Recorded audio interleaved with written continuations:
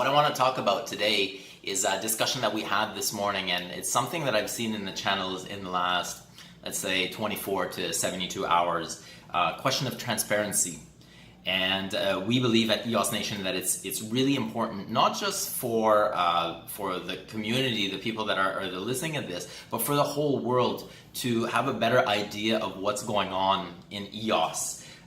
Because we've seen a lot of articles and a lot of misinformation being spread in the last week because of decisions that were taken, either from the block producers or even throughout the launch. And so one of the things that we really wanted to push was transparency, and I mentioned it yesterday in the video that I made talking about live streams and talking about videotaping, but not just videotaping, live streaming the calls that we have so that the community can clearly see how the decisions are made or the discussions that occur in order to be able to come to the decisions that are being taken.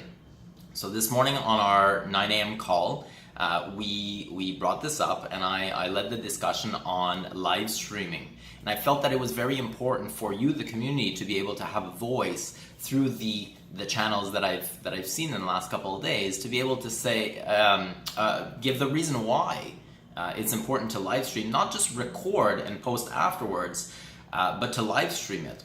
And so I brought up the issue of live streaming, or the proposal of live streaming for the community, and I made our case as to why we believe it's important to live stream versus recording, and kind of what the advantages are. And there were some legitimate concerns in terms of having some of the topics not being streamed, and those are legitimate concerns. I mean, if we're talking about chain security, we can't go broadcasting that throughout. And so I talked about the concept of in camera. It's a legal term.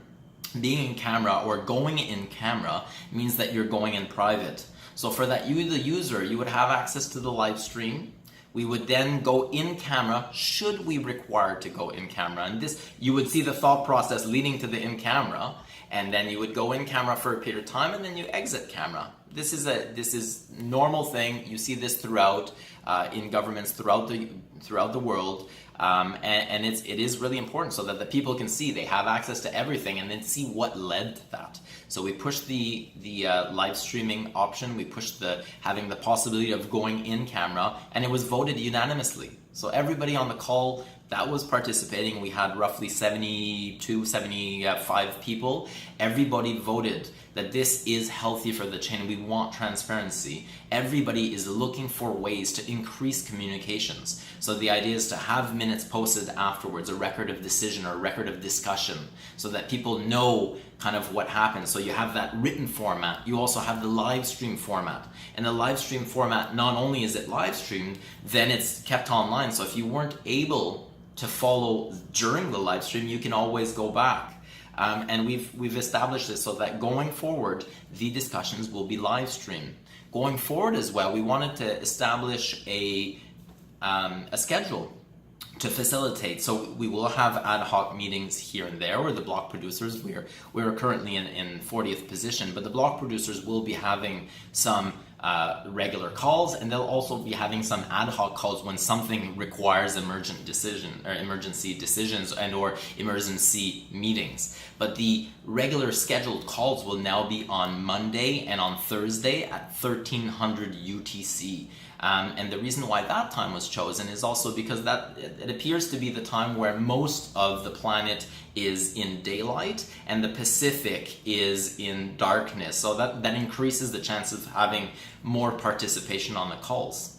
And again, we talked about the importance of voting, the importance of having people who are able to make informed decisions. And this is an issue right now. We see a lot of the tokens being unstaked, and very few players voting for particular block producers. And there's nothing wrong with those block producers. I mean, we need, and EOS Nation has been very clear about this, we need diversity. And so we do need exchanges in in high-ranking positions. We do need people with large interest in high-ranking positions. We do, however, need, though, for the health of the chain, we do need a better spread. The further the spread gets along, the weaker the chain gets. Even Dan Larimer said it yesterday.